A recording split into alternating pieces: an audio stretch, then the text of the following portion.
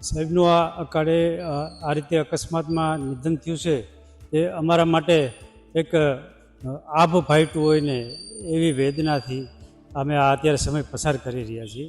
કારણ કે અમારી છત્રછાયા ગુમાવી છે અમે, એવો અમને અહેસાસ થાય છે. કેટલા ટાઈમથી એમની સાથે? હું સાહેબ સાથે અંદાજે 25 વર્ષથી ડ્રાઇવિંગની નોકરી કરું છું. વિજયભાઈ રૂપાણીની અંતિમ ક્રિયાની તૈયારીઓ છે તે થઈ રહી છે ને તેમના ઘરની એકદમ નજીક જે મંદિર છે ત્યાં તેમના મૃતદેહને છે તે રાખવામાં આવનાર છે ને અત્યારે તમામ તૈયારીઓ છે તે કરવામાં આવી રહી છે. આપણે એક એવા વ્યક્તિ છે જે તેમની સાથે 25 થી 27 વર્ષ એક સતત તેમના ડ્રાઈવર તરીકે રહ્યા છે. રવજીભાઈ આપણી સાથે છે, તેમની સાથે વાત કરશું. રવજીભાઈ, શું કહેશો આ રીતે વિજયભાઈનું નિધન? સાહેબનું આ અકાળે આ રીતે અકસ્માતમાં નિધન થયું છે એ અમારા માટે એક આભ ફાટ્યું હોય ને એવી વેદનાથી અમે આ અત્યારે સમય પસાર કરી રહ્યા છીએ. કારણ કે અમારી છત્રછાયા ગુમાવી છે અમે, એવો અમને અહેસાસ થાય છે.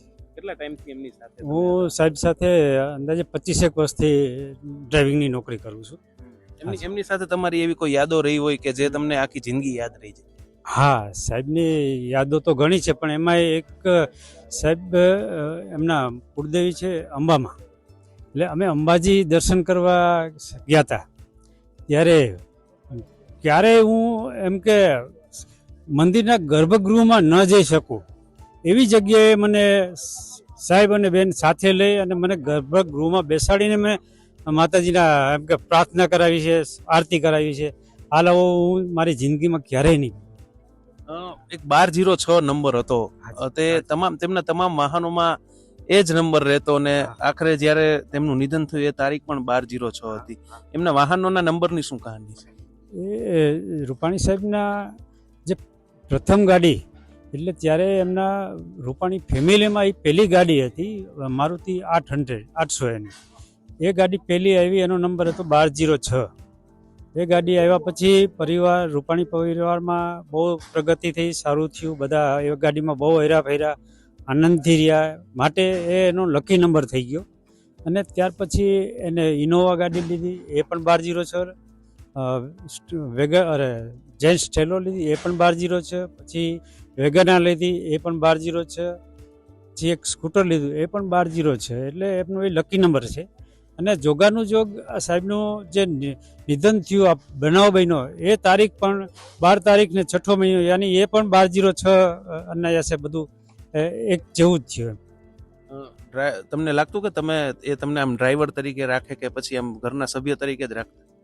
ના, હું જ્યારથી લાગ્યો ત્યારથી સાહેબનો સ્વભાવ મેં જોયો, આટલા વર્ષ રહ્યો. એ કોઈ દિવસ માણસ નોકર છે એવું મેં ક્યારેય અહેસાસ નથી કર્યો.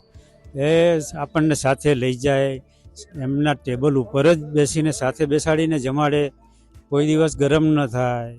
અને કાંઈ પણ ભૂલ થાય તો એ એક નાના દીકરાને સમજાવી એ રીતે આપણને સમજાવીને નેક્સ્ટ ટાઈમ ભૂલ ન થાય એવું સમજાવતા. એટલે એને એક પરિવારનો મેમ્બર, પરિવારના સભ્ય તરીકે આપણને રાખતા. ને કોઈ પણ નાનો માણસ હોય તો ક્યારેય એને એમ કે એવી રીતે સંબોધન કરતા. બિલકુલ. એમના જે સીએમ બન્યા એ કોર્પોરેટર હતા, પછી ઘણા હોદ્દાઓ તેમને ભોગ્યા, પછી સીએમ બન્યા ને સીએમ નહોતા ત્યારે તેમના વ્યક્તિત્વમાં તમે કોઈ ફેરફાર જોયો કે પછી એ જ વિજયભાઈ હતા? ના, હું જ્યારથી લાગ્યો ત્યારે સાહેબ એક સંગઠનના મેમ્બર હતા, પાર્ટીના સંગઠનના કાર્યકર્તા હતા ત્યારે.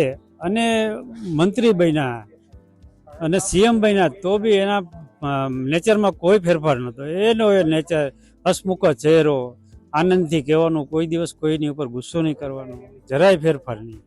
બિલકુલ. આ હતા તેમના ડ્રાઈવર, જેઓ 25 વર્ષથી વધારે સમય તેમના ડ્રાઈવર તરીકે રહ્યા. તેઓએ તેમના સ્વજન ગુમાવ્યા હોય તેવો જ લાગણી છે તેઓ અનુભવી રહ્યા છે ને તેમના આ રીતના નિધનથી તેઓ પણ ખૂબ દુઃખી છે. રોનક મજીઠિયા, ગુજરાત તક, રાજકોટ.